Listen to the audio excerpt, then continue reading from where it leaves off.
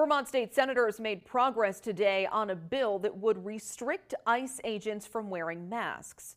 The legislation advanced in the Senate almost unanimously with only 2 voting against. It'll likely move on to the House tomorrow.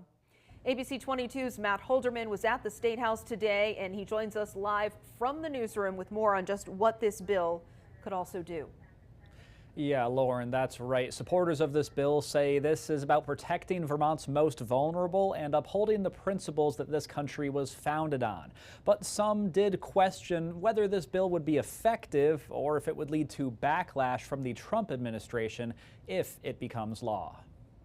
Those voting yes, 27. Those voting no, 2. That was the moment Wednesday that a bill aimed at requiring law enforcement officials to identify themselves passed the Vermont Senate with tripartisan support, with only a pair of Republicans voting against it. We as Vermonters are here to say, not in our state. It led to a celebration and passionate speeches in the State House just moments later, including ones from migrant farm workers who say they fear for their safety, knowing actions already taken by masked federal immigration officials. Queremos estar libres, pero al ser libres también queremos ser tratados con dignidad.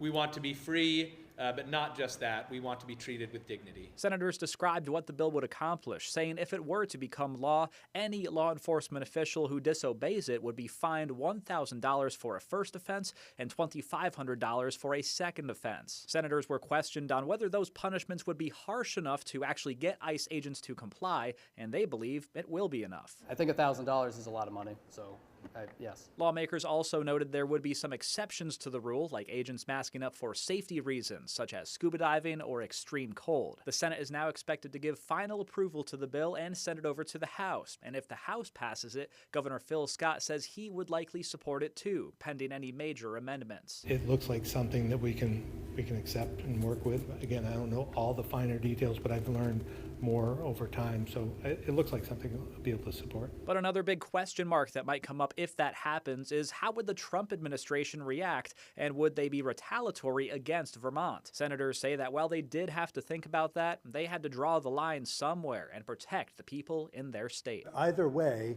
the administration is coming for blue states. There's no doubt about that. So being silent does not protect us, it only weakens and divides us. Now, one of the 2 senators who voted no on the bill was Russ Ingalls, and he told me why in an email, writing, quote, "The Vermont public has asked us to focus on 4 things: affordability, public safety, housing, and education. I have been asked endlessly to do those 4 things. I have never been asked to support an anti-law enforcement resolution or bill," end quote.